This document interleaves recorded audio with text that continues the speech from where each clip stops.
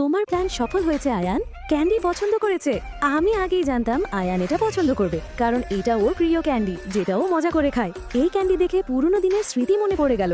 শোনো আয়ান, তুমি কি আমার বন্ধুর সাথে আমার ছবি তুলতে পারবে, যদি তোমার সময় থাকে? হ্যাঁ, কেন না। এটা নাও, আমি শুধু একটা ছবি তুলতে চাই। এখন যাও এবং তোমার বন্ধুর পাশে দাঁড়াও। সেই দিন যখন আয়ান আমার ছবি তুলেছিল, তখন আমি তার প্রেমে পড়েছিলাম। 1 মিনিট অপেক্ষা করো আয়ান। সেই সময় আয়ানকে দেওয়ার মতো আমার কিছু ছিল না, তাই ভাবলাম সেখানকার দৃশ্যের একটা ছবি তুলে দিলে তার পছন্দ হতে পারে। এই আয়ান, আমার ছবি তোলার জন্য আমি তোমাকে এই ছবিটা দিতে চাই। আমাদের ফ্রিতে গিফট হাতছাড়া করা উচিত না, তাই নিলাম। চলো নাসি, আমাদের ক্লাসের সময় হয়ে গেছে, চলো এখান থেকে চলে যাই। ওদের আবার কি হলো? সেদিনের পর আমি প্রতিদিন লাইব্রেরিতে যেতাম আয়ানের সাথে দেখা করতে, আর তার পিছনে বসে তার দিকে তাকাতাম। তারপর সে চলে যেত, আর আমি তাকে কিছু বলতে পারতাম না, আর আমার ভালোবাসার গল্পটা সেখানেই থেমে যেত। আজ তো আমি ওকে বলবই, আমি তোমাকে ভালোবাসি। এখানে কি হচ্ছে? আমি তোমাকে ভালোবাসি। আমি যেই কথা বলতে এসেছি সেটা অন্য কেউ বলছে। দুঃখিত, আমি অন্য কাউকে ভালোবাসি।